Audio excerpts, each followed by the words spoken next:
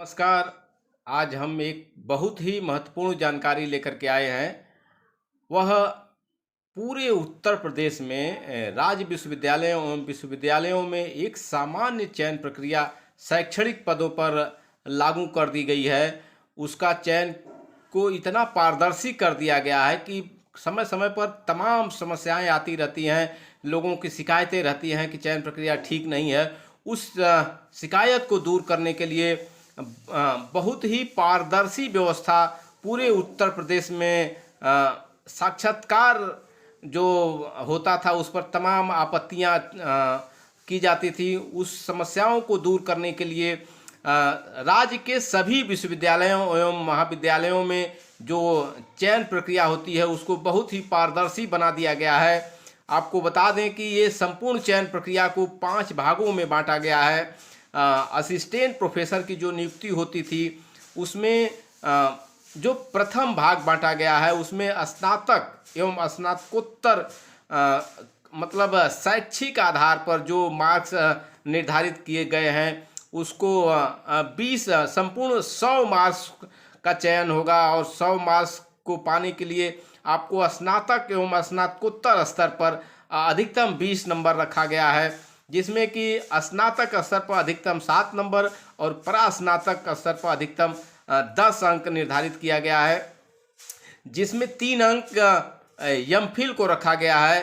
अर्थात आपका जो एकेडमिक इंडेक्स होगा, शैक्षणिक इंडेक्स होगा, वह अधिकतम 20 नंबर रखा गया है। दूसरा जो चयन प्रक्रिया है वह एपीआई के आधार पर आपको 30 मार्क्स मिलेंगे। एपीआई जैसा कि समय समय पर यूजीसी द्वारा मानक चेंज होते रहते हैं, तो आपको चयन के लिए 30 मार्क्स एपीआई का सहारा लेना पड़ेगा। इसलिए आपको समय समय पर जो पेपर आप लिखते हैं उसमें अधिकतम 30 नंबर रखा गया है। जो तीसरा चरण है वह आपके विषय की जानकारी के लिए, विषय के नॉलेज की जानकारी के लिए ऑब्जेक्टिव परीक्षा लिखित रूप से रखी गई है। और इसका जो चौथा चरण है वह शिक्षण कौशल को रखा गया है। शिक्षण कौशल 20 नंबर का है, लिखित परीक्षाएं भी 20 नंबर की है। इस शिक्षण कौशल में आपको पावर पॉइंट प्रेजेंटेशन, ऑनलाइन शिक्षण, कंप्यूटर में दक्षता, ये तमाम जानकारियों को आपको चयन पाने के लिए रखना पड़ेगा। और साक्षात्कार सिर्फ और सिर्फ 10 नंबर का रखा गया है। ये संपूर्ण जो चयन प्रक्रिया है 100 अंक में निर्धारित की गई है। 100 अंक के आधार पर आपकी मेरिट बनेगी। इतना ये पारदर्शी बना दिया गया है कि अब किसी तरह की कोई शक की गुंजाइश नहीं है। आपको और क्लियर रूप से बता दें कि आवेदन पत्रों की जांच के लिए एक स्क्रीनिंग कमेटी बनाई जाएगी और यह स्क्रीनिंग कमेटी जो आपका बेसिक इंडेक्स है,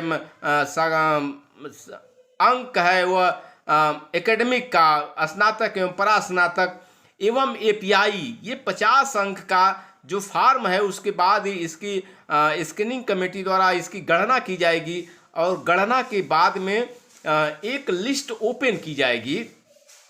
यह लिस्ट ओपन होगी और उसी विज्ञापन के समय ही आपको एक ईमेल आईडी दी जाएगी।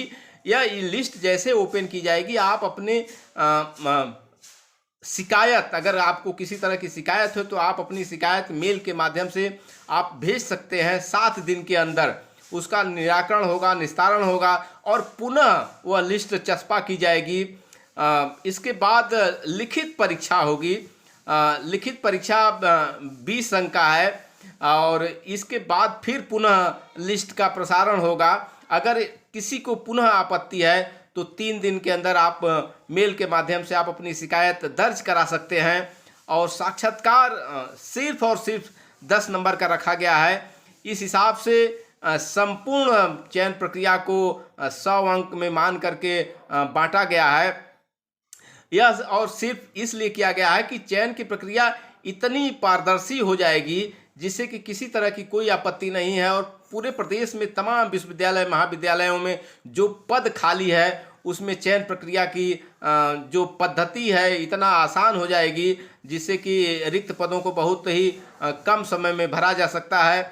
तो पुनः आपको बता दें कि ये जो चयन प्रक्रिया है पारदर्शिता लाने के लिए अपनाई गई है। तो आप सभी लोग इस वीडियो को जो दो लोग देख रहे हैं, अगर पसंद आता है तो उसको लाइक शेयर जरूर करें। पुनः हम जल्दी ही अगली वीडियो में मिलते हैं। धन्यवाद।